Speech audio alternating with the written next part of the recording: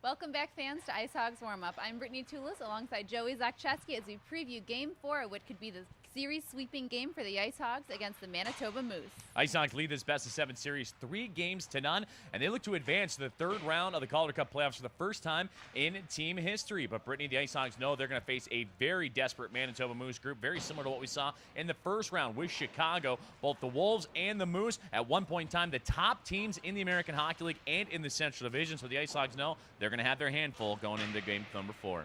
The Moose has been a pretty deadly offensive team throughout the regular season, but the IceHogs have been able to keep their goals to a minimum, only scoring 4 goals in these 3 games, which is pretty odd seeing as how the first game of the regular season went against the Moose.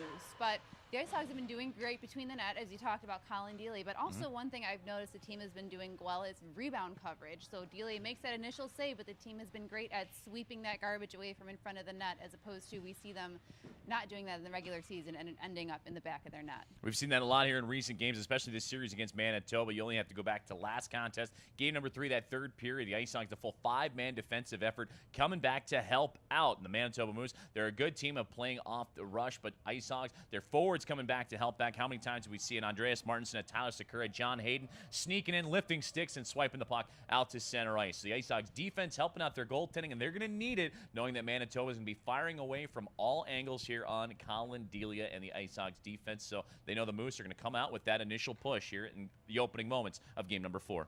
And we saw in the final minutes of that game 3, the Moose started to get a little more emotional, a little more chippy. You saw the desperation coming out, and I have a feeling they're going to start the game like that. So their penalty minutes might increase against the IceHogs, but the IceHogs also need to kind of stay in control of their own emotions and kind of reel themselves back in, as we saw also in game 3. They got a little too excited at some points during the game. And the IceHogs have been very humble throughout this entire process. That's probably been one of the biggest keys off the ice for Rockford, is that they don't get too far ahead of themselves. When the game is over, they might celebrate it for a moment or two, but then they flip the switch and get ready for the upcoming matchup. And I feel like that veteran presence in the locker room is going to help a lot with that. You get your Cody Franzens, your Lance Bowmans, your Chris DiDomenicos, Adam Clendennings, the list goes on and on. But for the IceHogs, they have a lot of players they can turn to kind of help keep that even keel, knowing that the emotions, and in this building at BMO Harris Bank Center, everything is going to be hyped up quite high. Absolutely, and we've talked about this throughout the entire postseason, but the special teams are also going to play a key. The IceHogs, as we said, are currently perfect on the penalty kill against the Moose, and being able to stay out of the box in general, only getting 8 or giving up 8-man advantages throughout the 3 games that they've played against the Manitoba Moose. So special teams are definitely going to be key, and we saw them convert the few power plays they've had into goals also. The IceHogs man advantage has really swung a lot of momentum in game number 3. It actually tied up the contest in game number 2 against Manitoba. It put them ahead, so the power play plays a major role in terms of where the momentum falls for the Rockford IceHogs. But you're absolutely right. The penalty kill has to be huge for the IceHogs. Emotional discipline on that side. You're starting to see the average penalty minutes per game wind down a little bit for not only the IceHogs, but for the Manitoba Moose as well. So these odd man rushes and special teams opportunities are going to be coming at a premium. Well, do you want to jump into the 3 keys to see what the team needs to do? Let's dive in. So we can just kind of continue what you were saying. The first key is emotional control. And the IceHogs, they've been in this position before. They had the Chicago Wolves on the ropes going into game 3 in Chicago. So the IceHogs know what it takes to get the job done. But again, emotional control is going to be the key. Chicago not as chippy, not as aggressive as this Manitoba Moose group can be. And certainly the Moose are going to try and get the IceHogs off their game as much as possible. We saw that a lot in game 3, a lot of pushing and shoving, jabbing after the whistle, hopefully to get a reaction and a penalty ultimately. So the IceHogs need to turn the cheek the other direction and not allow the Moose to get underneath their skin and establish their game plan early on.